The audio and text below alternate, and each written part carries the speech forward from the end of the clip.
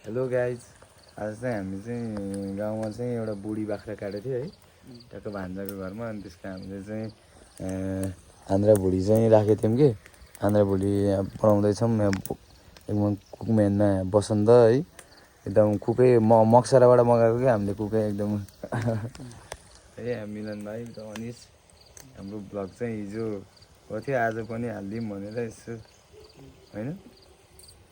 ल पाट गर्दै हाल्छु है त म। हाम्रो खाना पाकिसक्यो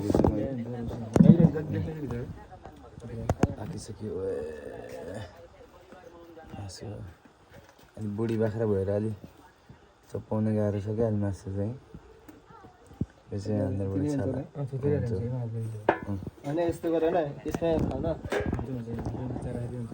कान बनाउँदैछ। हाम्रो 10 बजिसक्यो, अब हाम्रो चाहिँ सुरु भइसक्यो गाइस। यति मिठो भान्जालाई उठाउनु नि किन गाइस।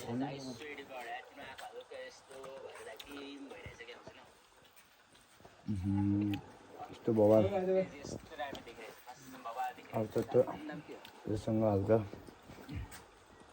गाउँको पनि अलिकति जान्छ टक्क लगाएर। 10 बजिसक्यो हाम्रो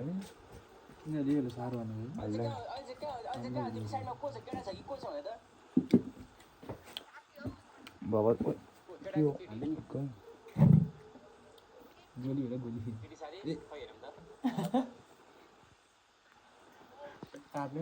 सिङ हो क्या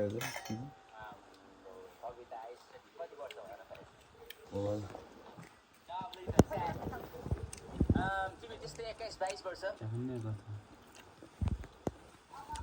तर म अहिले पोखरा भएको कसम तिमीलाई म ठाउँको ठाउँ त्यहाँ दामी ट्रिटमेन्ट हुन्छ नि भान्जा घरमा बसन्त।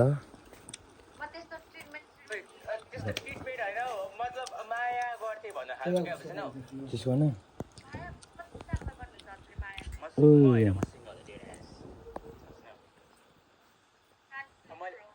कसरी किन ल म अब कस्तो कुरा गरेको हो मैले त्यस्तो पाएको छैन नि त मिठो यहाँ सुत्दै खाँदैन गरेर देखाइदिनु ओ भन्दा आउनु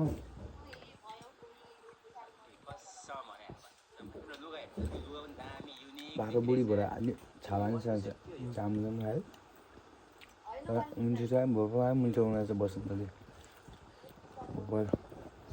अब बस्न भन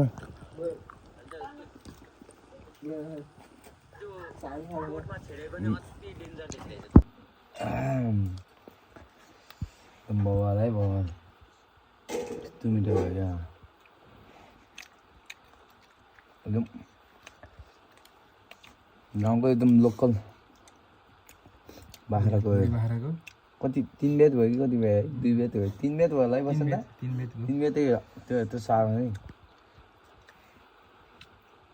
त्यसको साथमा एकदम घरकै लोकल एकदम अर्ग्यानिक आफ्नै बारीमा फलेको कुदाको झोलसँगै देखाएपछि झ्याप्प लाग्ने झ्याप्प सुत्ने।